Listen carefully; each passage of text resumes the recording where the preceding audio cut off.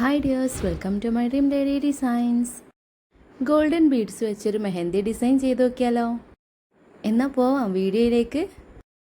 ഇത് നമുക്ക് കസ്റ്റമർ ഇങ്ങനെ തന്നെയാണ് കേട്ടോ കൊടുത്തു വിട്ടിട്ടുള്ളത്. പകുതി സ്റ്റിച്ച് ചെയ്ത ഒരു ടോപ്പാണ്. ഇങ്ങനെ ഫ്രണ്ടിൽ ചെറിയൊരു ഓപ്പൺ കൊടുത്തിട്ട് ആ ഓപ്പണിലാണ് കേട്ടോ നമ്മൾ ഈ ഒരു വർക്ക് ചെയ്യേണ്ടത്.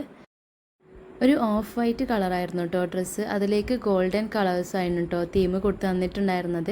അതിൽ നമ്മൾ ഗോൾഡൻ കട്ട് ബീഡ്സും അതുപോലെ ഗോൾഡൻ സീക്വൻസും അത് മാത്രമല്ല കേട്ടോ, വീണ്ടും കുറേ ഗോൾഡൻ പേൾസും കാര്യങ്ങളൊക്കെ നമ്മൾ അതിൽ ഇൻക്ലൂഡ് ചെയ്തിട്ടുണ്ടേ. ഈ ഫോട്ടോയിൽ കാണുന്ന ഈ ഒരു വർക്കാണ് കേട്ടോ നമ്മൾ ചെയ്യാൻ പോകുന്നത്. നമുക്ക് കസ്റ്റമർ അയച്ചു തന്നിട്ടുണ്ടായിരുന്ന പിക്ക് വേറെ ആയിരുന്നു. അത് ഞാൻ ഇതിന് സൈഡിൽ കൊടുക്കുന്നുണ്ടേ.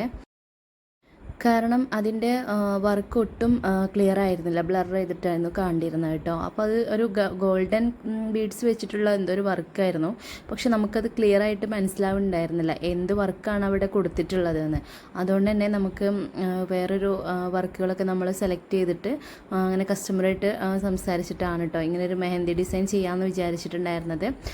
ഇതിൽ ത്രെഡും കാര്യങ്ങളൊക്കെ ഇൻക്ലൂഡ് ചെയ്തിട്ടുണ്ടായിരുന്നു. പക്ഷേ ഇവർക്ക് ഗോൾഡൻ ഒരു തീം ആയതുകൊണ്ട് തന്നെ കട്ട് ബീഡ്സും പേൾസും എല്ലാം കൂടെ ഇൻക്ലൂഡ് ചെയ്തിട്ടൊരു തീം ചെയ്യാമെന്ന് വിചാരിച്ചിട്ടുണ്ടായിരുന്നത്. ഒരുവിധം മെഹന്തിക്ക് ഇടുന്ന ആളാണ് കേട്ടോ ഞാനും.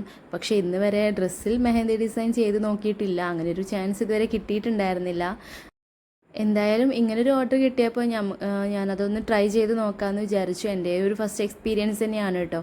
ആൾക്കും പിന്നെ ഗോൾഡൻ തീം ആയതുകൊണ്ട് തന്നെ നമ്മൾ ഗോൾഡൻ കട്ട് ബീഡ്സും ഗോൾഡൻ ബീഡ്സ് അങ്ങനെ ഒട്ടുമിക്ക ഗോൾഡൻ വർക്കുകളും നമ്മൾ ഇതിൽ ഇൻക്ലൂഡ് ചെയ്തിട്ടുണ്ട് കേട്ടോ.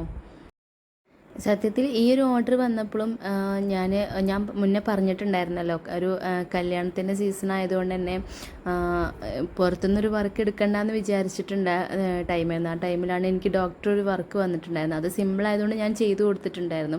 അതിനുശേഷമാണ് വീണ്ടും ഈ ഒരു ഓർഡർ എനിക്ക് എൻക്വയറി വരുന്നത് കേട്ടോ.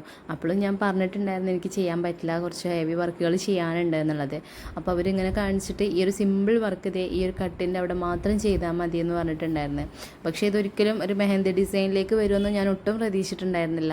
മെഹന്തി ഡിസൈൻ ആകുമ്പോൾ തന്നെ ഞാൻ ഇതുവരെ ഒന്നും പരീക്ഷിച്ചിട്ടുണ്ടായിരുന്നില്ല. പക്ഷേ എൻ്റെ ഒരു ഫസ്റ്റ് എക്സ്പീരിയൻസ് ആയതുകൊണ്ട് തന്നെ എനിക്ക് നല്ല ടെൻഷനും ഉണ്ടായിരുന്നു. പിന്നെ അത്യാവശ്യം ടൈം എടുത്തിട്ടാണ് കേട്ടോ ഞാനിത് ചെയ്തിട്ടുണ്ടായിരുന്നത്.